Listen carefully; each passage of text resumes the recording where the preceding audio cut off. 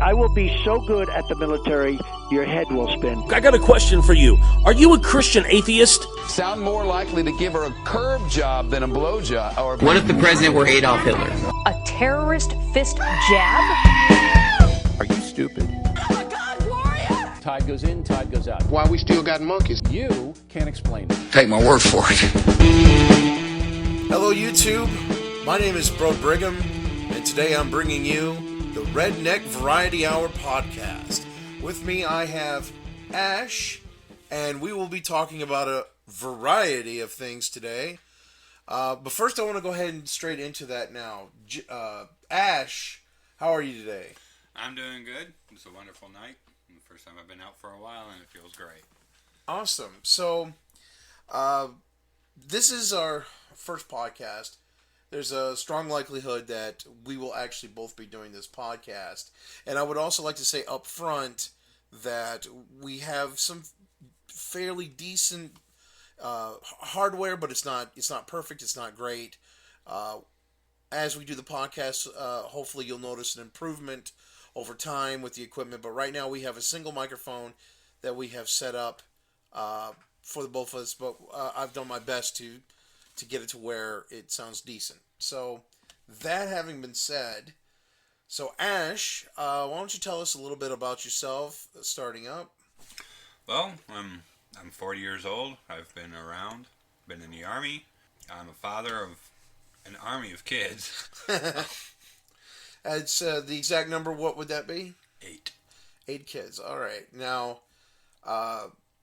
what's you're married? Yes. Single? All right, married. And how long have you been married? We haven't even been married a year yet. Haven't been married a year yet. So these are all children from... It's a blended different... family. She has 4, I have 4. So. Okay. But so you've got a nice big family, and that's pretty cool. So you were in the Army, you said. How long ago was that? Few years ago, I was in for like 6 years. Got medically discharged, but I lived life to the fullest and never turned back. Did you enjoy your time in the Army? Actually, yes, I did. I was going to make it my career. Oh, okay. So if it wasn't for the medical discharge, then right. you would probably have done that. I got diagnosed with something I was born with. It's called Marfan syndrome. It's a genetic disorder that degenerates all connective tissue. Other than that, if you live the life the way you're supposed to, you'll live a long life. If not, it can get worse. Oh, okay. All right. Now I had what was the other question I was going to ask? What did you do while you were in the Army? That's what I was going to ask. I started out field artillery. The rest I can't tell you. Oh, okay. All right. Okay, so let's fast forward then. What have you been doing other than being a father? You also have been doing music. You've been making music for a number of years. You're a musician. I know right now I'm having a writer's block when it comes to songs. I got one song that I'm working on, and I can't seem to do the last verse. But you, once upon a time, you were in a band? A while ago, yes. We were called Left Turn Headstone. And after that, I was in a band called Nation. That only lasted about a year. Oh, only a year? Yeah. Wow, okay. That's too bad. But you had fun, I'm hoping? Enjoyed it. Well, music is life. It creates energy. Okay, so what about now, as far as the music goes? Right now, like I said, I have a block, so I'm on hiatus. My equipment busted, so I have to replace that eventually. But right. So what kind of music, what genre of music do you prefer? I'm more of a goth rock type guy. Oh, yeah? But I enjoy writing other types of music. Right now, some of my songs are more of lifestyle music.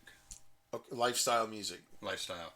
I'm just going to leave it at that and let people figure out what it means. Okay. So, who would you say has inspired you musically? Musically? Well, The Cure, of course. I'm a kid of the 80s. I enjoy Korn. I enjoy all sorts of types of music. Names fleet my memory at the moment. So. Okay. So you are more about the music and less about the labels. Right. Okay. Yeah, and I understand that because I have a tendency to enjoy one or two songs from many, many artists. I don't necessarily hammer anything down to a single label. Okay, so I can respect that. What else do you enjoy doing outside of music? Oh, I dabble in sketching, art. I like to build things with my hands. Okay, well, what's the last thing you built with your hands? Good question. Actually, the last thing I built with my hands was actually a St. Andrew's cross. A St. Andrew's cross. Okay, well that's knowing you. That's unusual. Do you want to talk about that at all? Well, you know what the St. Andrew's cross is for, right? Our listeners may not. The St. Andrew's cross is for the BDSM lifestyle. Okay. It's used for bondage, flogging, and many forms of sexual torture. Okay. All right. Well, I think that that sums it up pretty well. Okay, so everyone, that was Ash, and you will probably be hearing his voice quite a bit in today's podcast as well as future podcasts. Do you have anything before we get started on topics that you'd like to bring up, or any shout outs, or anything of that nature that you'd like to do? Actually, right now I'm good. Okay. Okay. Well, our first topic is television. We have a similar interest in television shows. I see that. I realize that you are a comic book fan, and I guess because of that, you like Gotham, which, for our listeners, if you know what Gotham is a television series based on pre-Batman Gotham City. Now, have you been watching that the whole time it's been out? Have you been seeing it since season 1? Yes. Okay, so I have to ask, and of course, for the next couple minutes, should say spoiler alert for Gotham fans. Who is your favorite villain so far this series? I would have to say the Joker.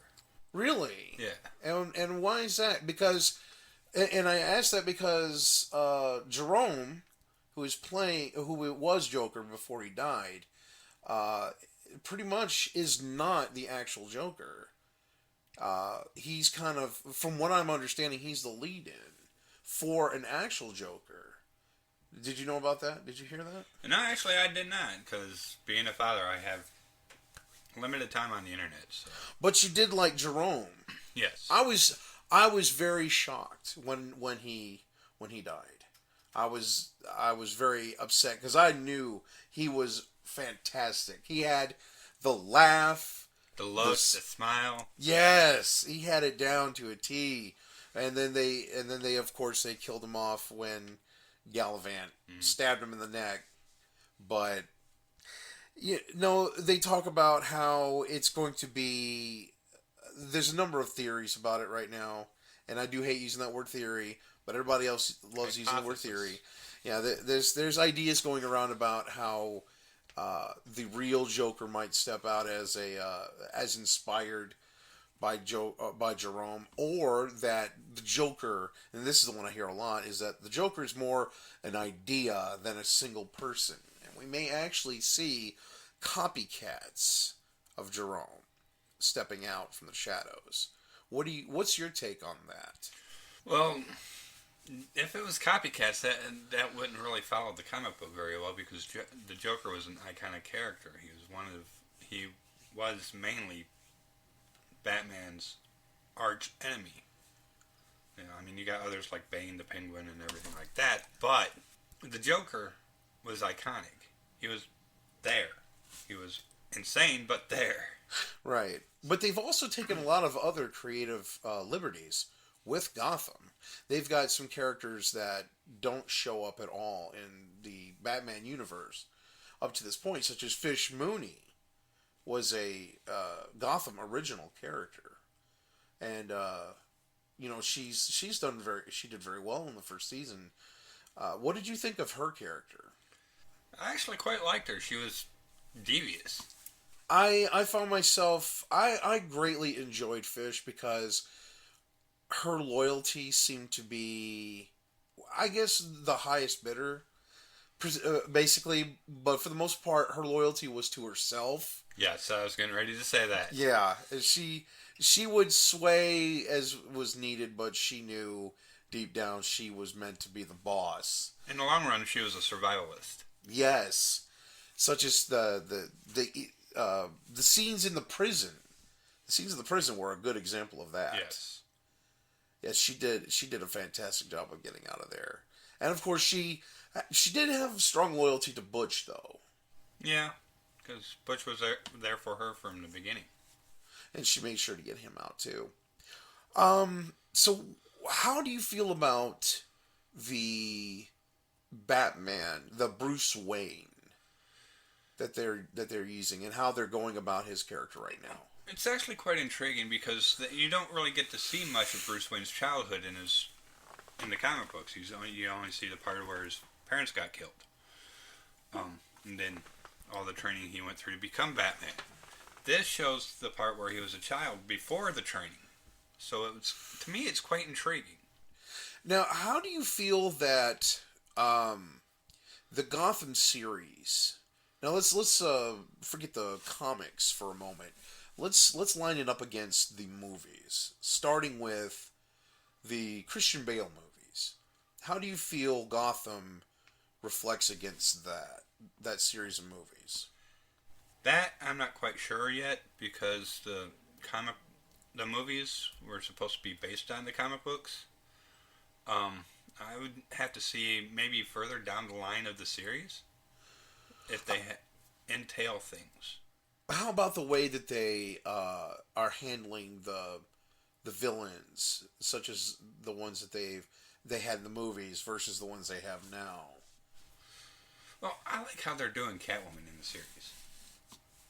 How Selena Kyle is actually a young girl, and they actually know each other. Do you think the portrayal? I mean, everyone knows Heath Ledger's iconic Joker. And it's something that will absolutely go down in history as probably one of the best Jokers, if not the best. There's a lot of contention about between him and Mark Hamill for the best Joker of all time. But how do you feel that was handled against the one from the original Batman movie, played by Jack Nicholson? All three of these Jokers. Well, Jack Nicholson was done by Tim Burton, and his were comic based. But that fits then though with the Joker. Yeah. In that way, the dark humor plus the comedy. Right. So then that should be a good matchup. But how do you? I mean, just looking at the Jokers through the years, you take Jack Nicholson's Joker. Well, with Keith Ledger's Joker, I rather admired because it depicted the brain of the Joker. I don't know if you're getting what I'm saying, but I think I do. There's the essence. I mean, the darkness is there. The comedy is there, but it's more gritty, I guess would be the right word for it. Right, because Joker's jokes were not necessarily funny. They were gritty. They were more to make him laugh than anybody else. Yeah, it was more about the irony, perhaps, and of course, he gets a lot of sick pleasure from the twisting reality. Yeah, and that's part of Joker's essence is about creating chaos in an already chaotic world and finding the irony in that. Speaking of which, with the new movie coming out, Suicide Squad, how do you feel about Jared Leto playing Joker? Oh, I've seen the images. I'm not a fan. Well, I'll put it that way. From the clues, it sounds a lot like it's Jason Todd, one of the Robins that was killed by the original Joker. Oh, is that so? Right. Okay.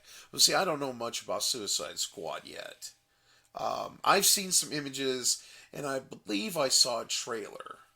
but they only had Jared Leto on for a quick cameo. I didn't really care for his appearance, but there wasn't much to go by either, so it's kind of early to say. But yeah, let's go ahead and skip on forward to iZombie now. This is a show it's currently on its second season also. And there's a lot of really good shows that are out right now that we're not talking about, but because one or both of us have not quite caught up on yet, like Walking Dead is going to be a topic sooner or later, because I have not seen Walking Dead yet. I have not had time to, but I am going to crash course on Walking Dead. But we've got to get our zombie fix somewhere, and iZombie does a pretty good job of that, I think. It retains some of its humanity, but still, it has that core of zombieism. Brain. Yes. So how do you feel about this show so far? Actually, I find it quite humorous and actually done quite intelligent. Yeah, and as far as so Live More, you gotta love that name they ran with. I mean, it's the sweet irony of Live More being a zombie's name. Her visions that are brought about, now that is entertaining and interesting to have the visions come I when like you how she eat someone's gathers the brains. personality of each person. Yeah, and she takes up their quirks and she learns some of their skills temporarily. Maybe I should eat a brain of someone that can talk. But yeah, so she picks up some of their abilities, and that's fascinating. I can't remember the last time I've seen a show that did something like that. That's pretty nice. So, what do you think was the most interesting character that she had adopted the powers and thoughts and stuff of? Well, the last one that I watched was the one where she ate the gambler. I think that was the most recent episode, yeah. That one was intriguing because she acted more butchy than a female. She acted more male than female. Really? My take was she was mostly just nervous. She was very, very jittery and nervous, and everything around her she was analyzing for a way to make a buck off of it. Well, the guy she ate was a compulsive gambler. Right. And he was also a coach. That's where the butch aspect came about. Excuse me. The way she talked to people was not necessarily feminine. Yeah. Okay. I suppose I can see what you're talking about. So she has these interactions with several other characters on the show. She has who I call Jesus. I've been calling him Jesus since the first episode, which is Major, and it may be obvious reasons, may not, for why I call him Jesus. But he's this pretty boy, nice guy, but he's kind of had a dark turn in the second season with the stuff going on at the end of the last season. He became zombie and then turned human again, and now they have this strange superpower, almost like a zombie Spidey detector. sense. Yeah. But how do you feel about his character arc through this whole thing? Well, I'd like to see him back as a zombie. Really? Yeah. Why is that? Well, for one, because of Liv Moore. She's a zombie, and they don't know if interreaction can happen. Right. And I mean that's going to be interesting to see how they deal with that. They don't want to make him a zombie again, but yet at the same time, I think the show kind of wants to, and I think the fans would kind of like to see that too. But then that begs the question: then, are you hoping that by the end of the show's run, that she is cured or that she stays a zombie? Which do you think you'd prefer to see? I like her to stay a zombie. You think so? I've always been a big fan of zombies, so yeah, I'd like her to stay a zombie. I would like to see her zombie out more, like when she gets angry. Yeah, going zombie Hulk. Yes. So to speak. Yes. Yeah, I think they do need to touch on that a little bit more, especially now that there are more zombies. And at some point or another, I'm sure some people are going to start to notice this little outbreak.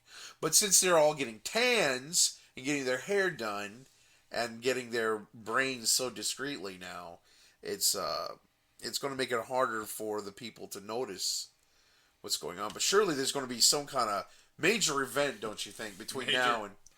Haha, yeah. Sorry. I didn't intend the pun, but I will accept it anyway. So yeah, those are some fun shows that are currently on the air. If you're not watching these shows, then you should probably check them out. iZombie is a CW show. I believe that's CW. And Gotham is Fox. So definitely check those out. And we'll be catching up on Walking Dead and one or two other shows. I think How to Get Away with Murder, an ABC show, I believe. We're going to be have to do a marathon for that. Let's switch gears now from TV to movie entertainment. World of Warcraft. You familiar with that game? Right? I used to play that game avidly. Yeah, and as do I. And now, the World of Warcraft, I'm not sure how many people actually know this. Any gamer knows that it was actually based off of a game called Warcraft from the 90s. So now, after all this time, Blizzard has finally released a trailer for the movie Warcraft. And I just played that for you before the broadcast. What do you think of that? I actually like the graphics and the imagery, the way they made the ogres. It looks almost exactly like... You mean the orcs? Yeah, the orcs. Yeah. Two distinct races in Warcraft, yeah. Yeah, they did a really good job with the orcs. I do have to take note of the fact that the orcs, the male orcs, are so gigantic, and then they have all this CGI around them, but then you have these little female orcs, and it's like... I don't know how that's logistically going to work. Yeah. I mean, those poor little female orcs are I've got to break you. Yeah. Snap them in half there. Yeah, we never claimed this was going to be G-rated, by the way. But no, in all seriousness, though, it looks really good. It's got a lot of production quality behind it. So it's not going to be... It's definitely a no-nonsense title. But do you think, looking back at Lord of the Rings, do you think that Warcraft has the potential to be as great as Lord of the Rings? With the fan base that World of Warcraft does have, I do have a feeling that it's gonna be up there. Do you think it will beat Lord of the Rings' first week? And in any of the movie, I would probably go with the third movie. Do you think he's got a chance to beat the third movie? Probably not. Probably not opening night? Not opening night. Okay. Well, we might have to put a bet on that, because I kind of think Warcraft may beat it opening night. I don't know if it will. We'll have to think of some terms for it, but that's something to keep in the back of your mind. Now, additionally, there was another movie that we were going to talk about, wasn't there? Assassin's Creed? Yes, thank you. Yes, Ash brought up Assassin's Creed. I didn't even know about that until moments before the podcast. Apparently, there's going to be an Assassin's Creed movie. We watched the trailer for this. Now, you've been playing Assassin's Creed games since the beginning. That's right. You are a big fan. How do you feel about this title? Well, I was hoping they would do the show with Desmond Miles, but apparently they're not. But it's going to be an interesting segment of the history of Assassins and Templars. So now they're going to have a completely new character. Is that correct? Yes. They're going to be following, and I didn't even catch the name to be honest, but it's going to be a brand new assassin. Yes. But they're going to be still touching on the same content, correct? Right. Okay, so that should prove interesting. We've seen the costume. How do you feel about that? The costume is actually done beautiful. I mean, it's got great detail. It's got the Assassin's Creed logo, and the colors are just superb. Spot on. Yes. And the image that it showed of the character portraying, do Do you remember who that was? I don't remember the name very well. Names are fleeting. Is it Hessenberg? I've actually never heard this actor's name before, so we apologize that we don't have his name. BD it real quick if you want. Oh, I don't think that's important. I'm sure anyone that's going to watch it will probably find out soon. But yeah, it looks pretty good, and next time we'll have more time to research before the podcast. But so yeah, it looks pretty interesting, and from the perspective of a person that's never never played an Assassin's Creed game. I think it could be interesting. I've only played Assassin's Creed 3 for about half an hour, and I never really got into the game. So I never played any of the other games either. But the movie looks intriguing. I will say that. It's definitely got a lot of the elements that I remember from the game. But I guess we'll have to see how that plays out when an official trailer. I'm intrigued to see how it works with the real world this time. So. The interaction? Yes. Yeah, because what I was expecting to see was like this weird CGI of while he's in the past, him interacting with the machine. You know, I was kind of hoping they would have that in the trailer. Well, with the Abstergo project, the Animus actually goes into the mind. So it wouldn't be the machine, it'd be in his head. Right. But that's what I'm saying, though. I was kind of expecting there to be some moments where he would interact with that interface while he's inside the simulation. Yeah. Or is he actually in the past, or is it just a simulation? They showed in the trailer. They showed part of him in the Animus. But they haven't showed scenes of the past yet. So there are some releases of the past scenes, but it's on another YouTube site which I didn't catch. But I'm sorry. Couldn't stand the voice. No, that's fine. That's understandable. Yeah. Okay. So we have some interesting movies coming up in the following year, so that's something to look forward to. Now we're going to go ahead and change gears yet again. This time, something we just became privy to moments before our podcast: the Oxford Word of the Year. You remember seeing that?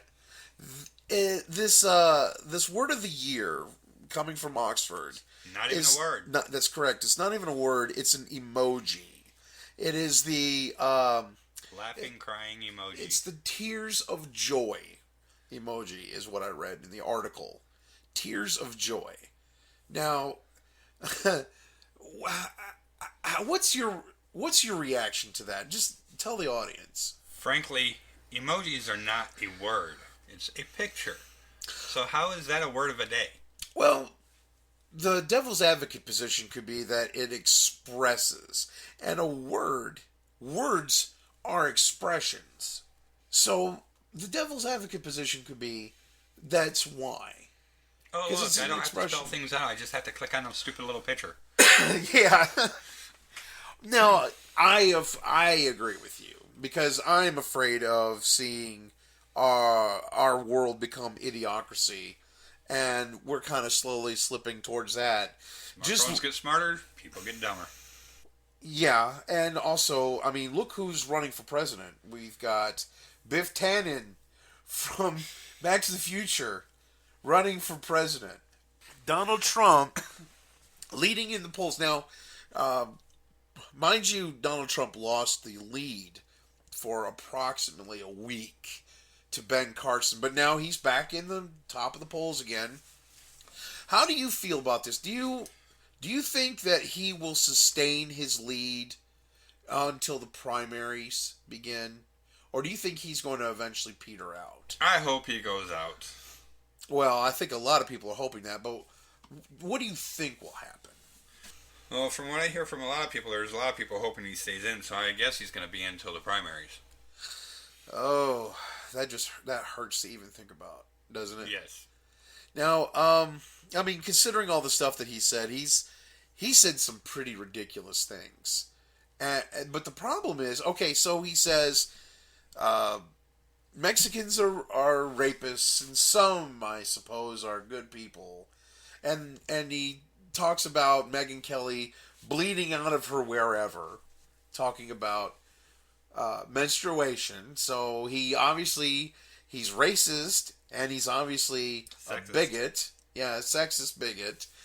And then he's talking about people coming to him while he's at his rallies, talk about, we got a problem in this country. We got a Muslim problem in this country. We need to get these Muslims out of here. And Trump, instead of decrying them as being idiots, he's like, oh, we're going to look into that. We're going to look into that. The last thing I saw that he was doing, he was talking about shutting down Muslim churches. It would go against the Constitution. Well, yeah, the mosques just found out today that in the wake of the Paris attacks, Donald Trump apparently suggesting that we should shut down mosques. Now, as you said, that is a constitutional issue. And I think it goes even further than constitutional issue. But yeah, this is a ridiculous thing for him to say. What do you think about his stance on that? Go on. I want to hear more about that. Well, frankly, I agree with the Constitution. I spent 6 years of my life in the Army defending the Constitution. Mm-hmm. If you shut down a mosque, you might as well shut down every single religion out there. Exactly, but you won't hear him talking about shutting down any Catholic churches or Presbyterian churches. So, I don't know. I think if he becomes president, he's going to put it up for the highest salesperson. What, the country? Yeah. More than likely. Well, don't forget he's had, what is it, 4 bankruptcies in his lifetime? I believe it's 4. Yeah. Now, of course, he'll say, oh, no, well, I wasn't bankrupt. My companies were. Well, they were his companies. They were companies that he bankrupted. Yeah. So, I don't know how that's a defense. His country is bankrupt enough. We need somebody who can actually bring it up instead of down. Right, exactly.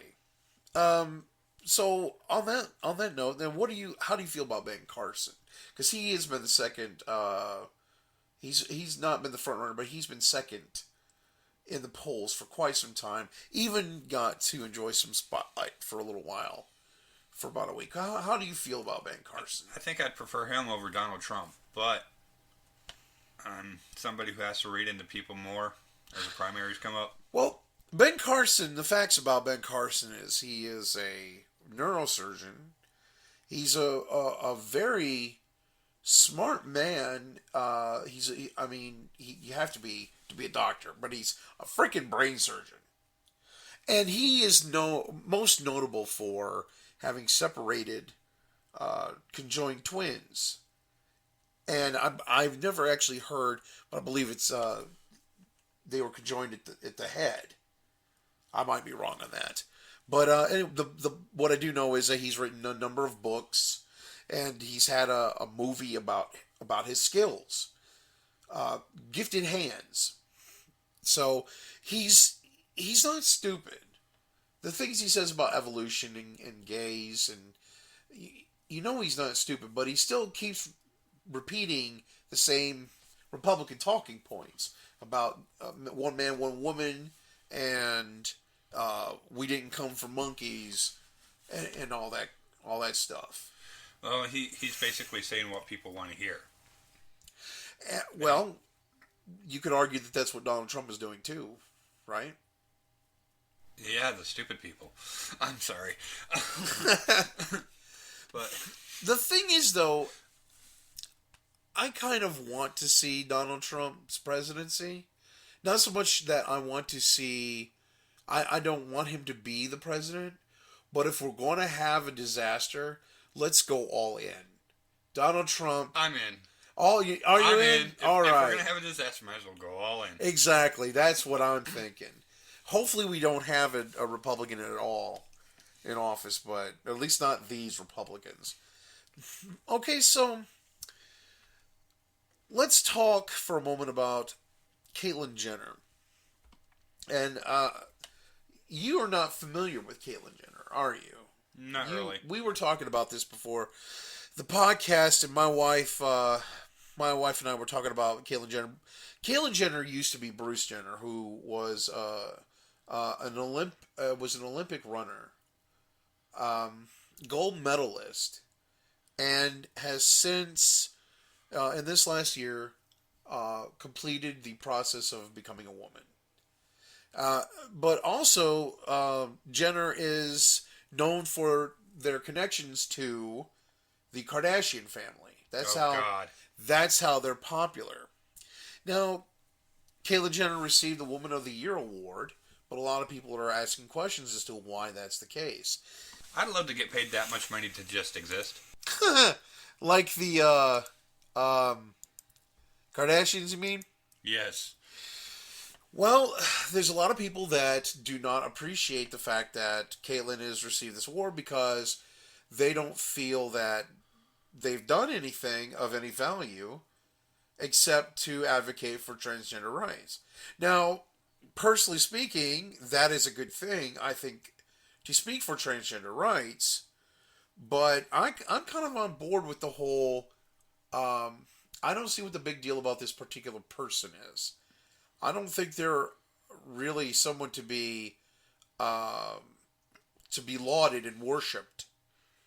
So, no, there's plenty of other real women out there that have actually done a lot more for society.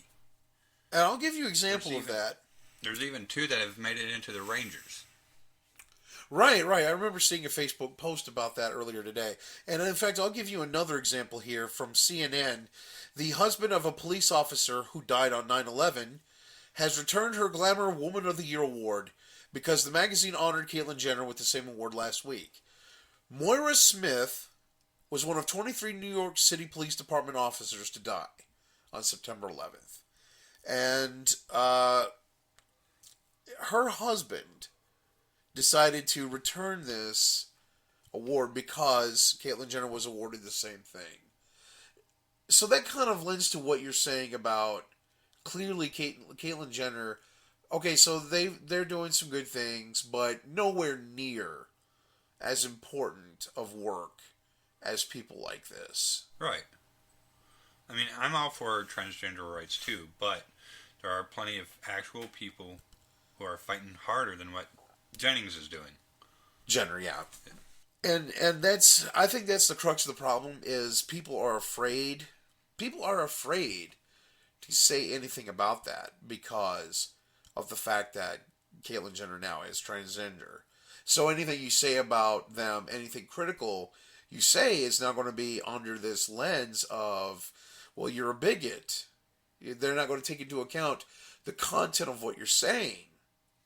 They're just, they're just a bigot. And that's all there is to it.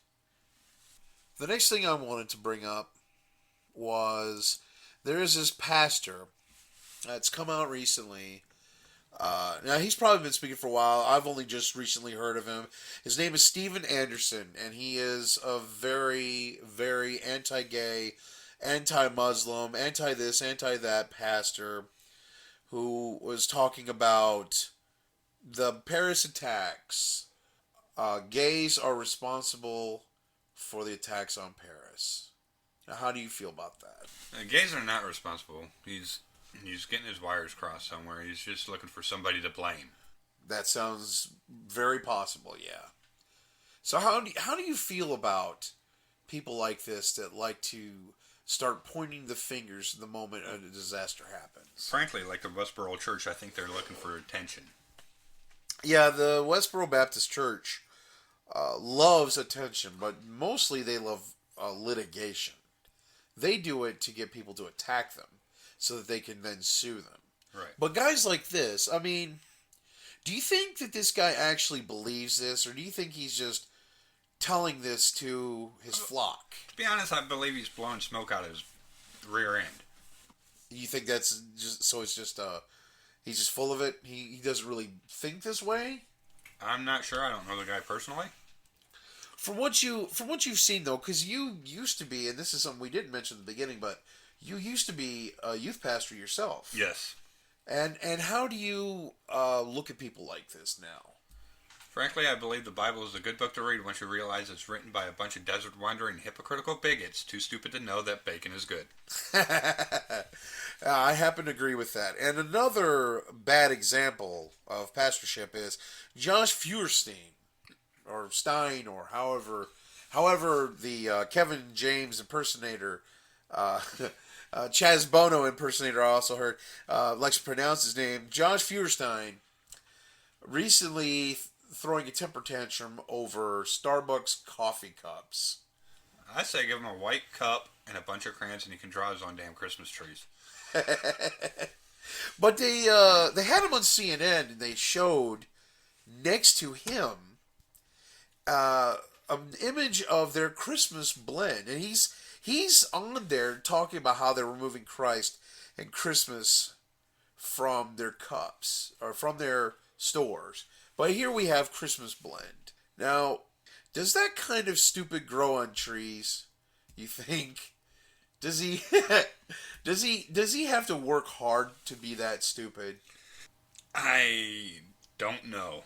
I'd rather not think about that because, frankly, ignorance, the way he puts it, is not so bliss. Right, because he's also known for a lot of anti-gay speech too. Yeah, arms rights against gays and raise arms against gays and things like that. Right, No. right. So he's already obviously a person that's well read on the subjects at hand. So, but then, my question though is, when CNN has people like this on,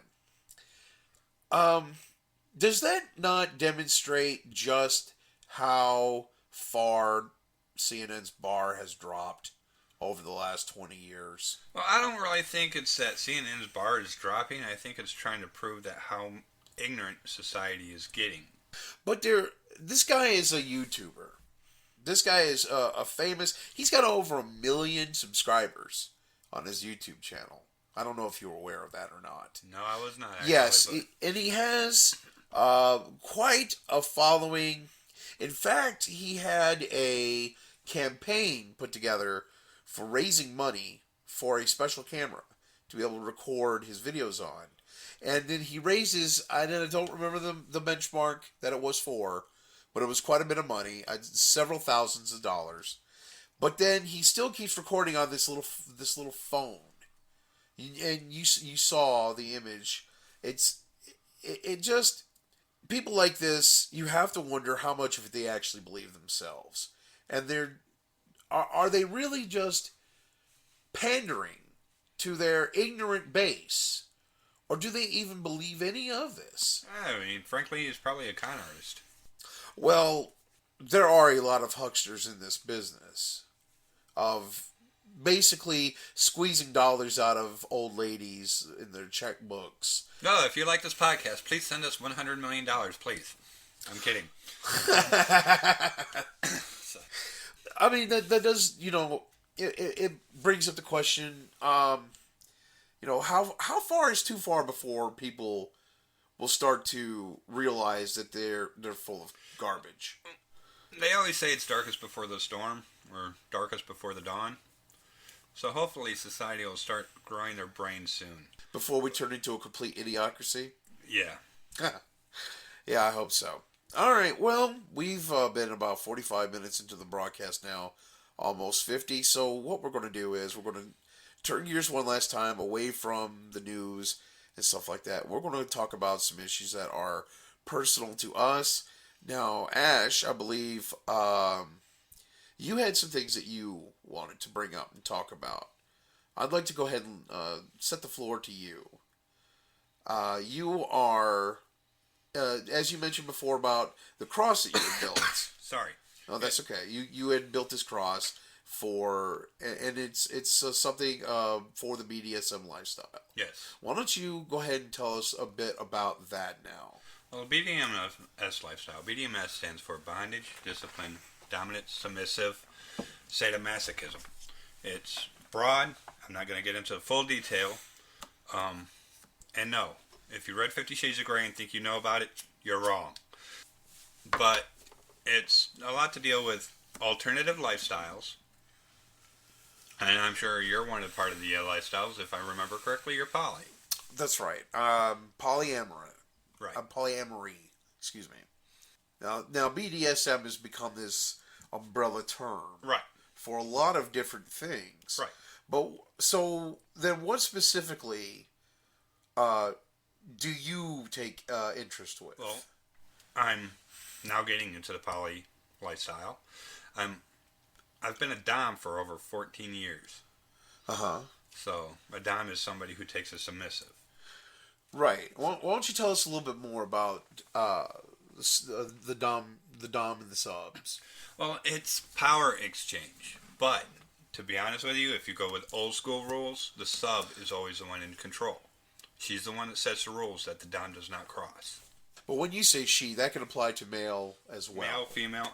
I'm straight, so I'm going to say she. It does not matter. There Right. are sub males, there are sub females, there are sub swit, and stuff like that. Right. So, now how hard is it to meet? Now, this is a podcast that takes place in the state of Kentucky. So, obviously, there's a lot of very right-leaning people. This has been a red state for probably as long as it's been around. How do you deal with meeting other people that understand, appreciate, or respect the lifestyle? Well, usually there's a group that you can go to in your local area. Usually around bigger cities like here, it'd be Louisville, Elizabethtown, things like that. They have gatherings called munches. It's where we all socialize and just talk.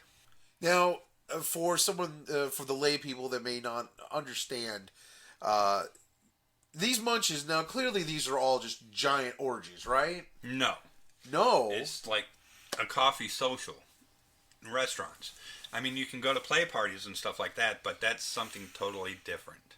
So you're in this lifestyle, but you're not constantly frothing at the mouth to have sex? No.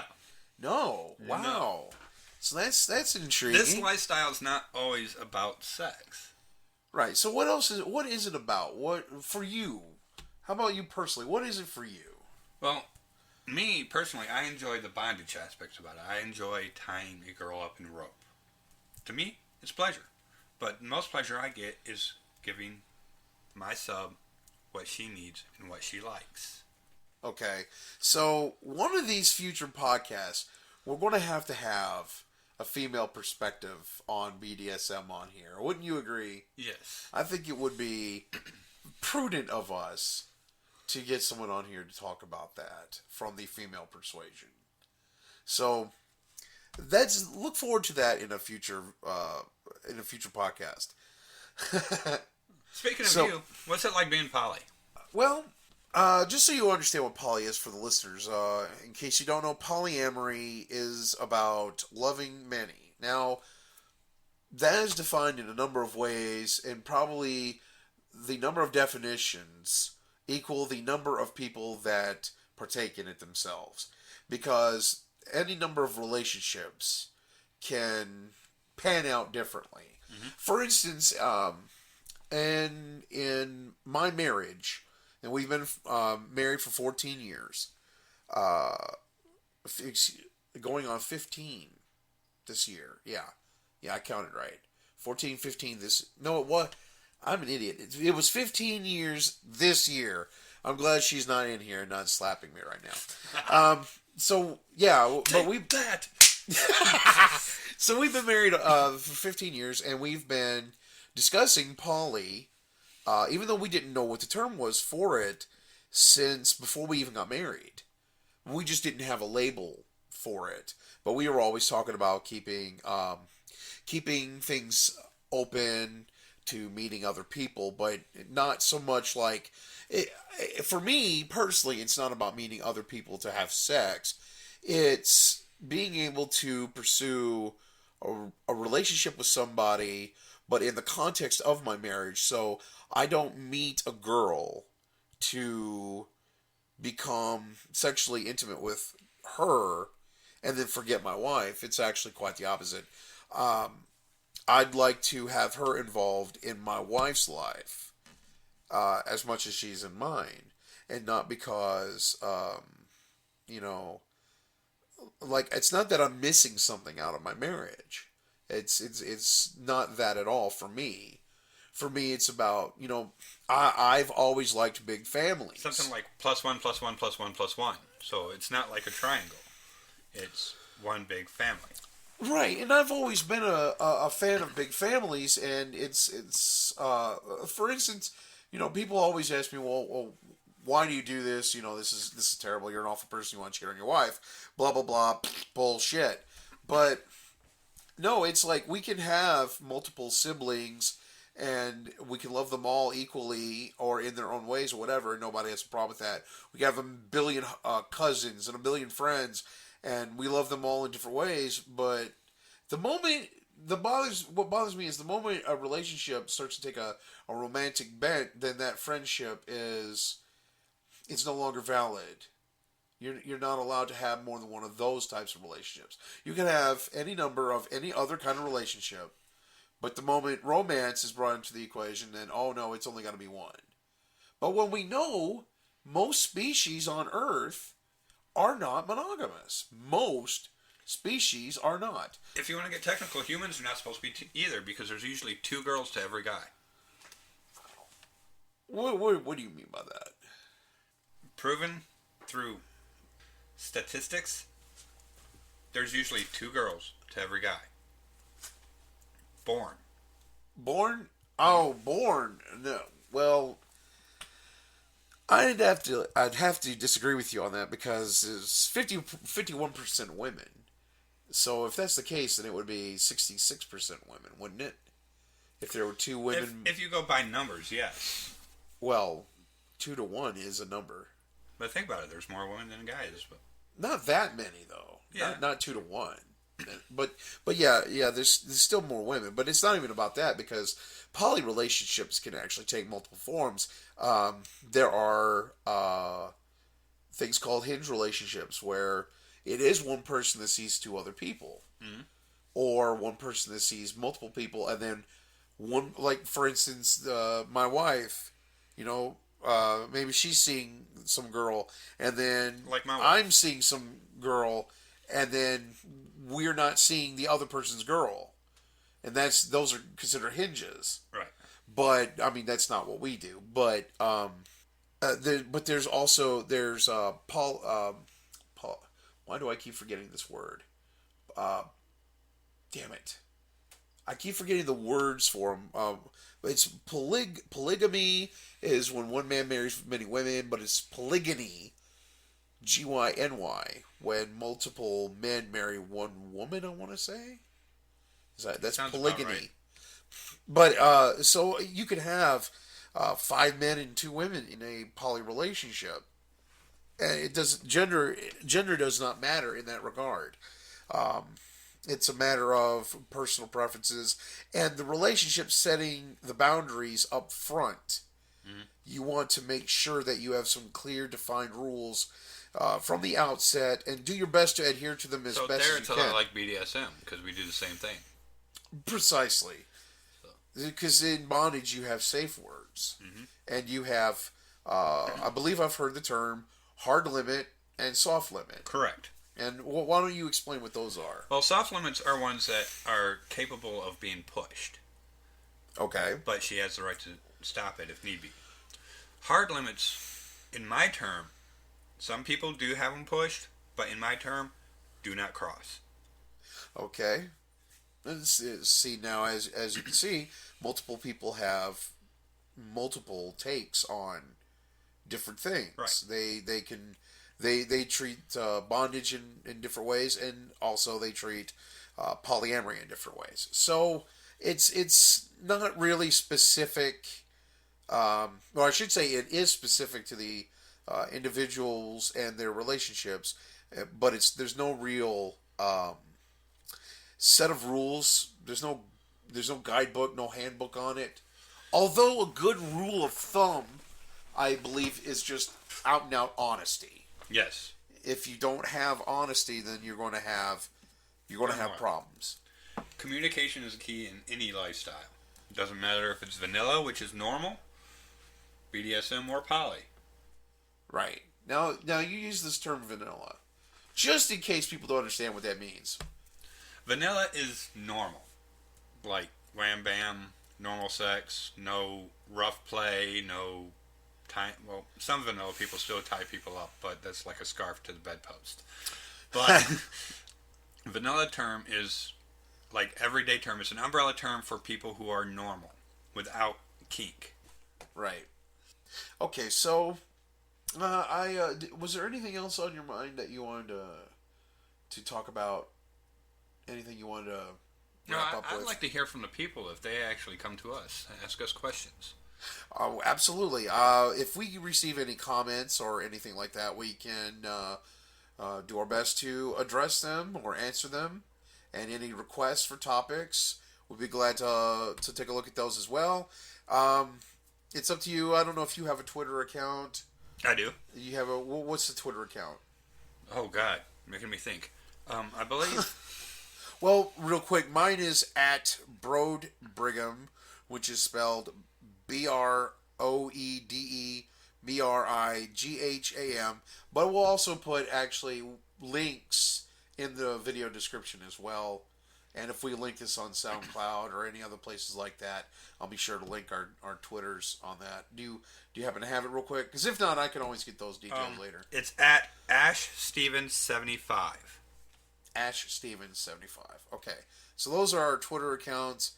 I believe we're going to have a Redneck Variety Hour. I believe it's at Redneck Variety is a Twitter account for the channel itself also.